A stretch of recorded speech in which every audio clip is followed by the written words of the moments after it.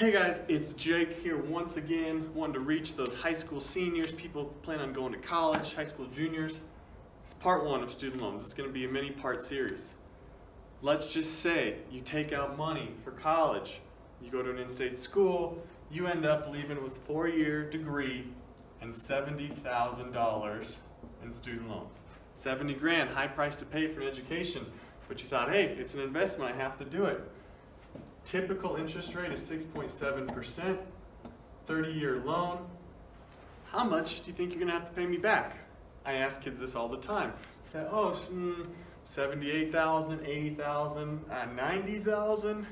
Guys, this loan amount right here with this term, you will be paying back $163,000 over the next 30 years, or $450 per month, every month, for 30 years. Until you're 52 years old, you're taking the first $450, sending it to the government, sending it to whoever gave you that loan. Know what you're doing, and I'll help you with that down the road, but know what you're doing. Student loans are not always worth it, especially at high interest rates long term. More to come, but educate yourself on student loans. It is so important. Hey guys, it's Jake here with JM Finance again. Quick lesson, part 2 on student loans. We talked last time about if you took out $70,000 in loan, you'd be paying back about $163,000 over the life of that term. Rule number 1, get this number as low as possible. If you can get it from 70 to 30, then you're only paying back a little over 70 grand over those 30 years. That's almost a $100,000 difference. 40,000 decrease here, $100,000 difference there.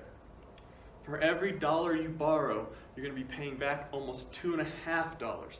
So keep that in mind when you're applying for scholarships, deciding where you're going to go to school. A $1,000 scholarship really is worth $2,500 that you won't have to pay back down the road. So don't think that $400 scholarship isn't worth it. That's worth $1,000.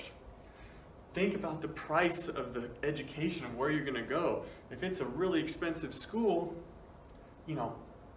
two and a half times. Keep that number in your mind. Try to borrow as little as possible to save down the road. More to come on how to do this as well.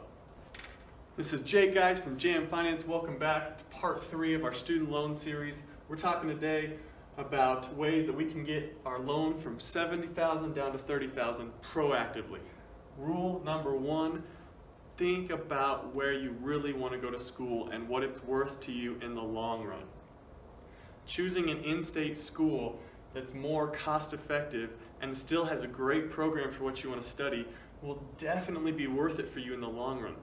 Is it really worth going to that out-of-state private school just for the name or because you've always wanted to go there, live on the beach?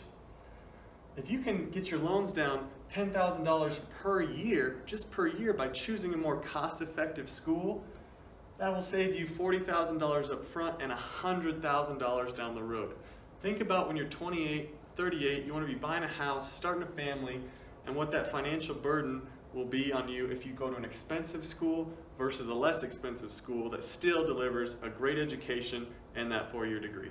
Guys, it's Jake. I'm back. Student loans part 4. Last time we talked about choosing a school wisely to help decrease your student loans you have to take out.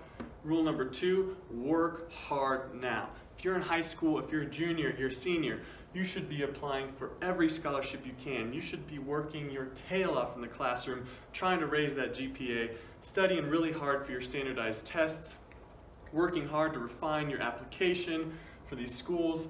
Working hard in high school, raising that GPA, getting good grades counts because those schools are going to want you more. They're going to say, hey, here's an extra $10,000 a year because we want you at our school.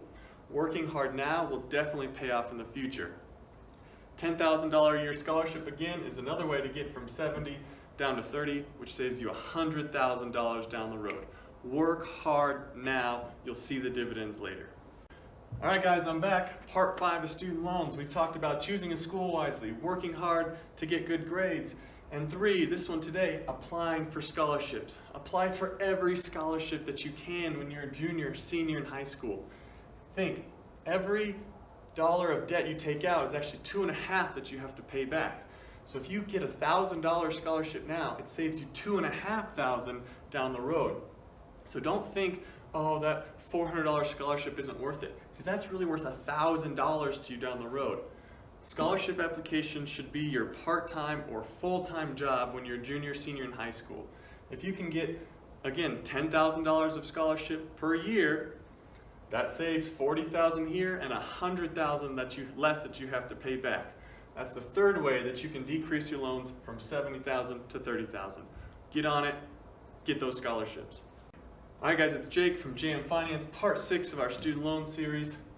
Rule number 4, do work study. How we're getting from 70 down to 30. Work study is this great program where when you're a student at college, you can work for the university and get paid to do it.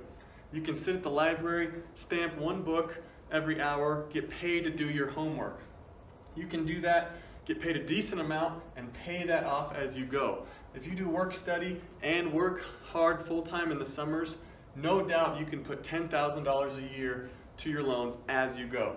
That's a fourth way to get from $70,000 down to $30,000, which can save you $100,000 in what you have to pay back. One more to come. Hey guys, it's Jake with JM Finance. I'm back for part 7 of our student loan series here. We've talked about 4 or 5 different ways to get your loan from $70,000 down to $30,000 proactively. The last one here, and one that is very valuable but underutilized, is community college. You can go to community college for 2 years, get your general education requirements, and then transfer in to that 4-year university. You can go to an in-state school and pay $30,000 for the first 2 years each year. Or you can go to a community college and pay $10,000 each year for the first 2 years. That's 20 grand you save per year. Right there, there's your 40 grand just to get from 70,000 to 30,000.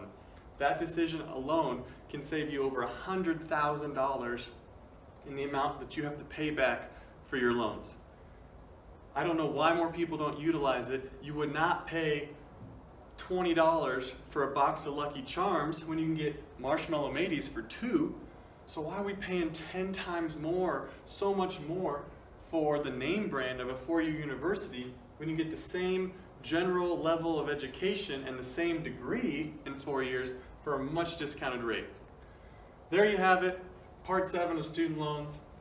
Focus on these things now. You can drastically save how much you have to take out on loans and will set yourself up for a great financial future. Hope you enjoyed it. Let's get to work.